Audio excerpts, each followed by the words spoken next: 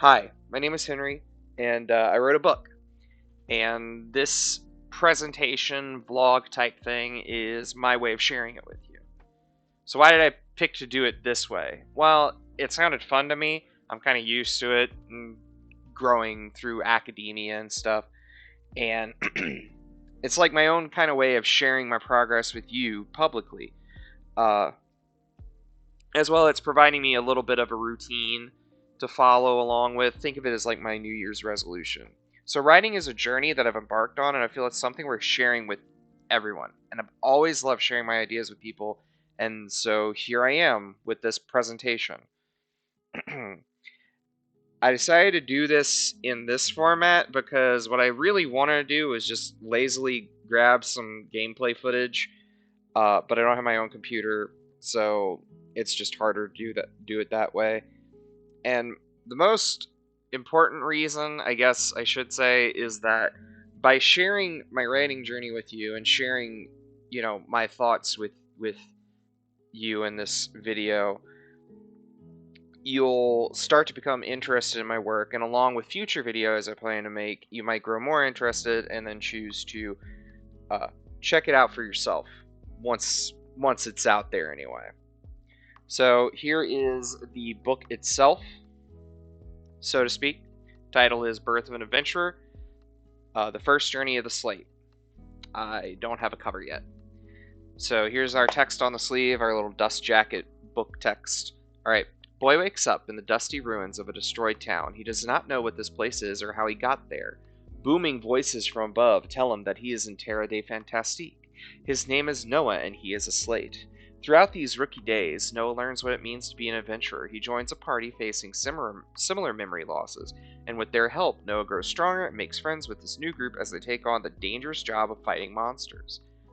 There is something hiding deep in the tunnels under Remnant. Will Noah be able to face them, or will the beast within swallow them all in the darkness? So let me just kind of reiterate a little more about the book itself. High fantasy story with inspiration from all sorts of fiction I've consumed in my life, whether it be manga, video games, books, movies, whatever. As the description said, stories about a teenage amnesiac named Noah. He joins up with a party, starts his journey as an adventurer, which is a job. Think of it like a career path in this magical world where you fight monsters and explore new territories and make the world better for people. This book is the first in a saga of currently 8 planned novels, and I want to stick to that as hard as possible. This is also my debut novel, and it is a completely ridiculous journey that I'm trying to self-publish, and oh gosh, is it a journey. As far as target audience, or like who I think would enjoy this book age range wise, I want to say the older range of young adults, like 17 to 25. I would say this is the kind of book I would have read in my later years of high school and into college, but the exact nature of like target audience and stuff is something I can get into another time. Suffice it to say, though, I feel like there is something in this series that I'm planning that could be for anybody that has the sort of enjoyment of high fantasy, or if they're looking to get into it. I feel like I'm trying to create a good jumping off point, if not a perfect one. All right. So, I'm talking about my influences. I figured I would share some of them with you. Now, I won't say if you enjoy the things that are shown here, you're guaranteed to enjoy my book, but I will say that this stuff was on my mind while I wrote. So let's kind of just start from over here on the right side. We're going to do this the manga way because that's how I just chose to do it.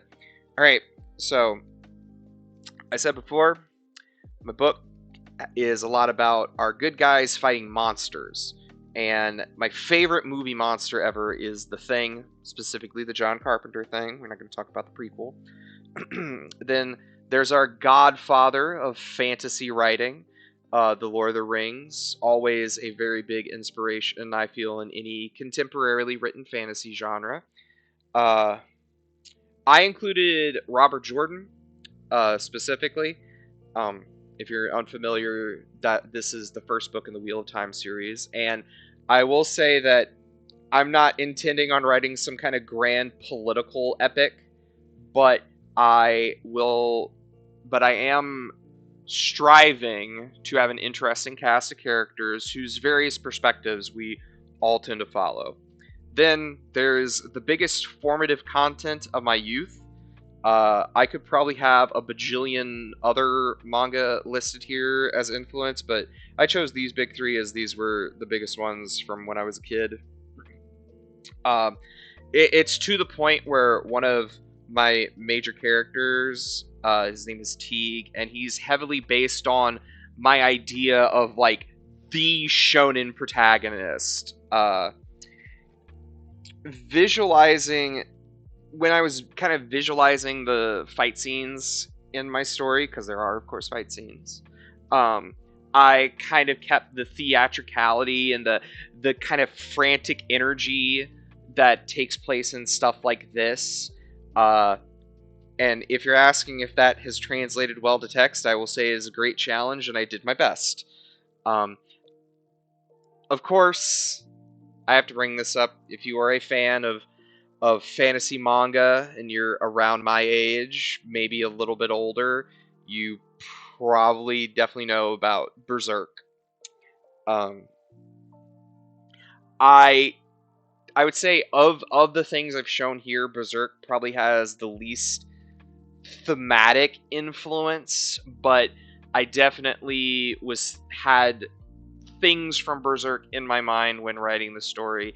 It's not. I will say that my story is not grim. It's not ultra dark. There are some darker elements, but it doesn't reach the like soul crushingness of that just raw feeling you get from Berserk. I will say that an attentive reader may spot some of the inspiration that it gave me, though. And last but not least, I should probably mention isekai because I feel that that is a very direct comparison of genre that'll come through. If you're unfamiliar with isekai, it is a genre mainly explored in like light novels, manga, and anime. That medium where a person is transported from our world to another world, usually a fantastical one. I picked three kind of at random. Um, I will say my story is not an isekai. It's not. I borrowed some elements from it. The key difference I would say is that unlike say like Mushoku Tensei here, our main Noah is not from our world. He exists only in Terra de Fantastique, the world of the story, um, and he has just lost most of his memory. So his learning about the world is a somewhat similar situation to say our characters in our isekai, but it's not an isekai. And kind of another big thing I drew from it is that I noticed this in isekai mainly, is that the world's mechanics resemble video game mechanics. And that's something I can get into more in a later video where I talk about my magic system. All right. So, where am I actually at? And where am I going to go from here? So, right now, I've finished the rough drafts for both book 1 and 2. They were I will say this, they were on Wattpad originally because that was the easiest way for me to share them with my girlfriend. Love you, Alyssa. But they have been taken off. They're unpublished now, so that should mean they are not immediately available through that. Currently, I'm working on book 1. I'm doing my first round, which is mostly a content edit. This is where I am doing most of my revisions, additions, and removal of content to kind of make it more cohesive with the larger narrative, as well as, you know, when I first started writing this draft, I had other ideas, and now that's no longer gelling with the rest of my story. I'm halfway done, but I'm halfway through the book, but the second half is probably where a lot of the work still needed to be done. There's a lot of additions I want to make, which is kind of funny because I feel like one of the big parts in editing usually is removing the extraneous content. But that's a story for another time. But there are some things I still need. Art is the big one. I am not talented enough. I am not confident enough in my artistry skills to make my own cover. But these are things that are gonna be like more intensely focused on once I finish with the editing. I'm not devoting all my brain power to finding art right now. I am looking for cover art and illustrations, mainly character illustrations, not looking for like, our big comic book splash page, but like, just posing. And also kind of in that vein is like somebody to help me format it once it is done into because it's going on e-readers most is my primary focus. I would like to do some printed copies, but right now sticking to e-readers because it's smaller scale and easier for me to manage.